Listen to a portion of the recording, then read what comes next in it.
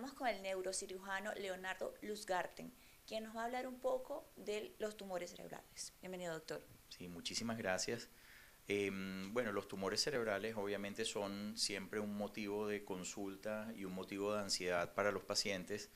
Generalmente generan obviamente cambios en el entorno familiar cuando a alguien le dan el diagnóstico de una noticia de que tiene un familiar o algún paciente pues con un tumor en el cerebro. Sin embargo, las cosas tal vez no son tan dramáticas como la gente cree. Los tumores cerebrales, para comenzar, hoy en día tenemos tecnologías muy novedosas en donde podemos hacer tratamientos que son muy significativos para los pacientes sin que eso altere de manera significativa la calidad de vida de los pacientes. Es decir, ellos pueden recibir ahorita cirugías muy sofisticadas, los postoperatorios son muy cómodos, son muy rápidos, no son como eran hace décadas donde el paciente estaba semanas hospitalizados. Hoy en día pasan varios días, se van para su casa, hacen una vida relativamente normal, claro, todo dependiendo de la naturaleza propiamente del tumor, de la magnitud de la cirugía, pero digamos que hoy en día no es la misma historia de hace varias décadas. ¿Cómo podría definir un tumor? ¿Qué es? Ok, muy buena pregunta. El tumor realmente de cualquier tipo es un acúmulo de células que empiezan a crecer de manera descontrolada.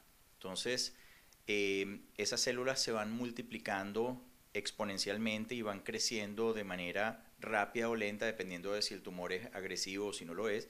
Y en la medida que ellas van creciendo, van ocupando un espacio o van destruyendo los tejidos que están alrededor o van de alguna manera comprimiendo o afectando estructuras que son importantes, y esa es la manera como ellos dan síntomas. Pero de manera general, pues los tumores en general son el cúmulo de células que crecen de manera descontrolada.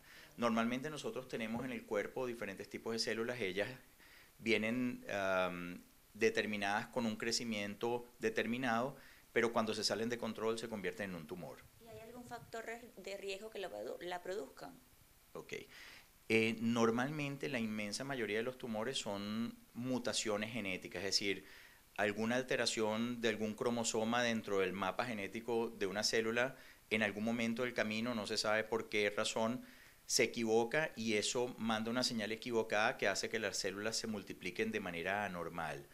Sin embargo, no hay hasta este momento ningún factor que sea una causa-efecto en cuanto a tumores en el cerebro. No es como, por ejemplo, los pacientes que fuman, lamentablemente tienen más riesgo de tener un tumor o un cáncer de pulmón. Con cerebro no se ha demostrado nada. Lo único que se sabe, por ejemplo, es que algunos pacientes cuando fueron niños y los tuvieron que tratar con radiación cuando eran niños, tienen un riesgo mayor pues de hacer algún tipo de tumor en el cerebro 10, 15, 20 años después. Pero digamos, un factor de riesgo en particular para los tumores no existe, no que se haya demostrado. Y la mayor parte de los tumores son por causas pues que no podemos determinar, no hay manera de saberlo y asumimos que son mutaciones genéticas. ¿Cómo se clasifican? ¿Cuántos tipos de tumores hay? Ok. Los tumores en el cerebro se clasifican de manera muy sencilla en tumores primarios y tumores secundarios. Los tumores primarios son aquellos tumores que crecen solamente dentro del cerebro de células que vienen del cerebro. Nosotros tenemos en el cerebro dos tipos de células. Tenemos las neuronas, que es las que todo el mundo conoce, y tenemos otro grupo de células que se llaman glía, las células gliales. Los tumores cerebrales se originan o de la glía, que son los más comunes, o de las neuronas. Pero digamos, esas son células que están en el cerebro y de ahí se originan todos los tumores en el cerebro, los tumores primarios. Los tumores secundarios es lo que llamamos metástasis. Entonces son tumores que aparecen en el cerebro, pero el origen está en otro sitio, como por ejemplo mama en las mujeres, o pulmón, o melanomas, o cáncer de próstata, etcétera. Cada uno de esos cánceres son primarios, pero ellos pueden disparar pequeñas lesiones tumorales que se ubican en el cerebro, entonces es lo que llamamos una metástasis en el cerebro. ¿Y cuál es el riesgo de la metástasis? Bueno, las metástasis, así como los tumores primarios, empiezan, primero son de crecimiento un poco más rápido, a veces no es una sola, sino que en un porcentaje importante de los pacientes vienen múltiples metástasis, es decir, el paciente no tiene una, sino que puede tener 3, 8, 14 metástasis, entonces imagínense 14 enemigos creciendo al mismo tiempo en el cerebro, cada uno ejerciendo su efecto. Y eso es una cosa importante, los tumores primarios en el cerebro usualmente es un solo tumor, cuando son metástasis pueden ser uno o pueden ser varios. Y aparte la otra clasificación, ya vimos que se pueden clasificar en primarios o en secundarios, la otra clasificación es en benignos o en malignos. ¿Y cómo diferenciarlos o qué diferencia un tumor benigno o uno maligno? Los tumores benignos primero son de crecimiento mucho más lento. Los tumores benignos tienden a crecer en años. Son tumores que tienen, usualmente están encapsulados, están muy bien delimitados y ellos normalmente no destruyen ni invaden, sino lo que hacen es empujan las diferentes estructuras dentro del cerebro. Igual hay que sacarlos. Igual hay que sacarlos, eso es correcto. Pero digamos, el sacarlos usualmente es más sencillo que cuando uno va a tratar un tumor maligno. Y ahorita con los malignos, bueno, esencialmente son tumores de crecimiento muy rápido, son muy agresivos. Ellos van como metiendo raíces dentro del cerebro, son destructivos, ellos destruyen, no empujan ni deforman, sino que destruyen. Entonces, obviamente, pues hay que atacarlos más rápido. Estos tumores malignos, que de paso son los más frecuentes en el cerebro, son tumores que crecen en pocos meses, a diferencia de los benignos, que son tumores que crecen en muchos años. Y el riesgo de muerte es elevado, es rápido. Sí, lamentablemente en el cerebro, el tumor más frecuente primario del cerebro es un tumor que se llama el glioblastoma multiforme.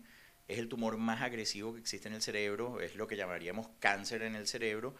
Es un tumor que usualmente desde el momento en que él empieza a crecer hasta que es diagnosticado no pasan más de 3 meses. Son tumores que cuando uno los diagnostican en promedio pesan casi 100 gramos y miden más o menos 5 centímetros. Eso es algo que en biología molecular está bien establecida y tienen 5 por 10 a la 11 células. Eso suena muy matemático, pero digamos, eso es algo que viene bien establecido. Pero lo triste es que para el momento en que nosotros diagnosticamos un tumor maligno, nosotros vemos un estudio por imágenes, del cual vamos a hablar después, y uno ve como una mancha muy fea en la resonancia magnética. Pero nosotros sabemos que estos tumores ya varios centímetros alrededor de lo que estamos viendo en la mancha, ya sabemos que está lleno de células malas. Por eso es que lamentablemente esos tumores no se pueden curar, porque una cosa es lo que uno ve en la resonancia magnética o en la tomografía, pero sabemos que alrededor está invadido de células malas, porque hacen como raíces. Pero se pueden tratar y mantener a la persona viva No, cada un cierto tiempo. 100%, no. De hecho, los tumores, independientes de los tumores malignos, los operamos normalmente. Tratamos de eliminar toda esa masa, a pesar de que sabemos que queda enfermedad que no podemos ver en las imágenes, pero tenemos que remover esa masa por varias razones. Primero, porque es una masa que viene creciendo muy rápidamente en el cerebro, genera mucha presión dentro del cerebro y puede comprometer funciones importantes para las personas, entonces hay que removerlas. Y esos pacientes, una vez que los removemos, después les damos otro tipo de tratamiento. Acá en Venezuela, ¿cuál es el tumor más frecuente que se le presenta en los pacientes? Los tumores en el cerebro más frecuentes, los que vemos más frecuentemente, siempre son los tumores metastásicos. Pero por una sencilla razón, no es que ellos realmente sean más frecuentes, sino que es mucho más frecuente el cáncer de mama o el cáncer de próstata o el cáncer de pulmón que dan metástasis al cerebro. Entonces, cuando nosotros agarramos solamente los pacientes que tienen tumores en el cerebro, por cada paciente que tiene un tumor primario, hay 10 pacientes con tumores metastásicos en el cerebro. O sea que es 10 veces más frecuente. Entonces, lo que más vemos nosotros, para ponerlo en términos muy sencillos, si yo veo 10 pacientes que me refieren con tumores en el cerebro, probablemente 9 van a ser pacientes con metástasis y uno va a ser con un tumor primario del cerebro. ¿Cómo se detectan y cuáles son los síntomas que indican que puede una persona estar sufriendo de esta enfermedad? Buenísima pregunta. Normalmente, bueno, uno de los síntomas más típicos y que la gente siempre piensa, lo relaciona automáticamente es el dolor de cabeza. Sí. Eso es casi que, bueno, la gente tiene dolor de cabeza por 3 días y piensa ya automáticamente que tiene un tumor en el cerebro. Pero bueno, el síntoma de dolor de cabeza aislado no tiene mucha importancia porque, digamos, no hay nadie esencialmente en el siglo XXI que no tenga dolores de cabeza en algún momento, ya sea por estrés, por preocupaciones, por actividades, esfuerzos, etcétera.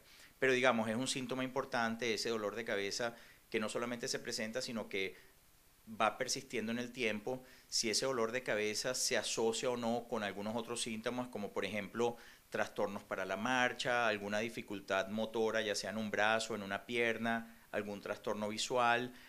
Las convulsiones son uno de los síntomas más comunes por los cuales los pacientes acuden a consultar.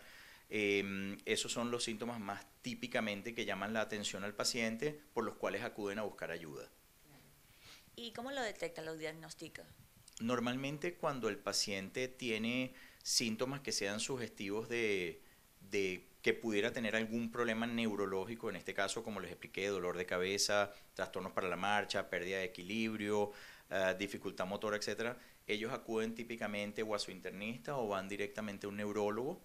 Y estos especialistas lo que hacen es automáticamente pedir estudios por imágenes, porque es la forma como los diagnosticamos y le podemos dar de alguna manera ya un nombre al tipo de lesión. Entonces, los estudios más comunes que se utilizan para diagnosticar esto son las tomografías de cerebro o la resonancia magnética de cerebro.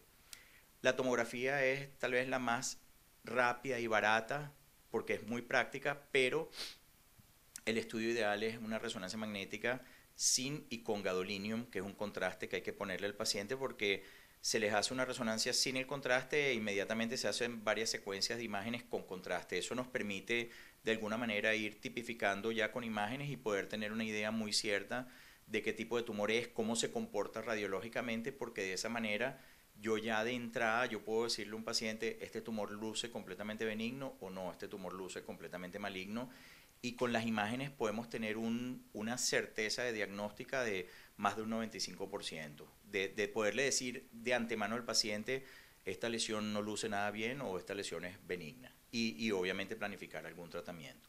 ¿Lo podemos seguir por algunas redes sociales? ¿Tiene una página especial? Sí, bueno, mi página web que es www.leonardoluzgarten.com y es una página muy informativa en donde pueden encontrar prácticamente toda la información que quieran sobre tumores cerebrales. Es una página que está muy bien documentada con gráficos, fotografías de resonancias magnéticas de manera tal de que el paciente pueda ver algunas imágenes, están clasificadas bien con flechas de manera tal de que las puedan entender muy fácilmente. Está hecha para el público. Muchísimas gracias, doctor. Un placer, un placer. Para usted, Lisbeth Brazón, 800 Noticias.